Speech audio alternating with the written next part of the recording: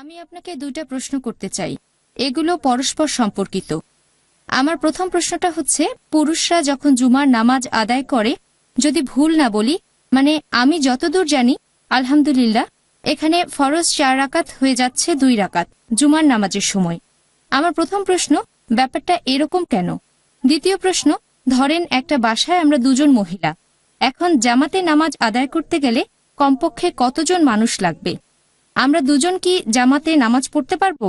আর জুমার দিনে হয়তো বিল্ডিংয়ে 6-7 জন মহিলা আছে যারা একসাথে নামাজ পড়ে, এখন আমাদের জন্য কি ফরজ 4 রাকাত, তাহলে 2 রাকাত হয়ে যাবে? এ ব্যাপারে আপনি কিছু বলবেন। বোন দুটো প্রশ্ন করলেন।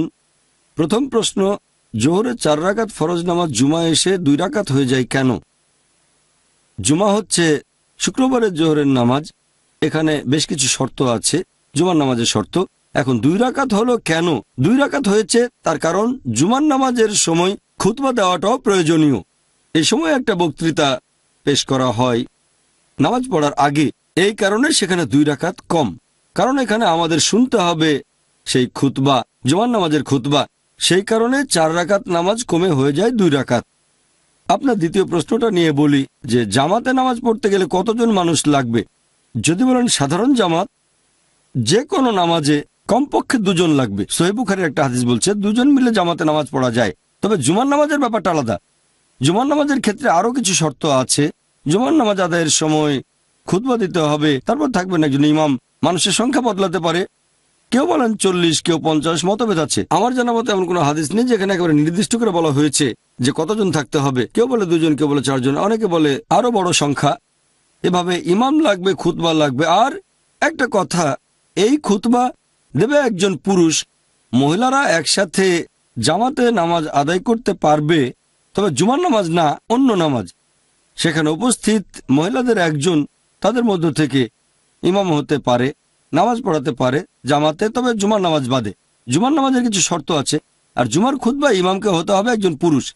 এটার ভিত্তিতে আর আমার জানা মতে কোনো হাদিস বলছে না যে মহিলারা জামাতে জুমা পড়বে আর ইমাম হবে মহিলা। একটা হাদিস আছে, হযরত আয়েশা আল্লাহ তার প্রতি সন্তুষ্ট থাকুন, তিনি মহিলাদের নামাজে ইমামতি করেছিলেন, আর সেটা ছিল সাধারণ নামাজ। তবে কোনো হাদিস বলছে না যে জুমার নামাজের ইমাম একজন মহিলা, যেখানে আছে শুধু মহিলারা। আশা করি উত্তরটা পেয়েছেন। তাহলে 2 জন মহিলা জামাতে নামাজ পড়তে পারে জুমার নামাজ বাদে, তার মানে কমপক্ষে 2 জন মহিলা অন্যান্য নামাজ জামাতে আদায় করতে পারবে।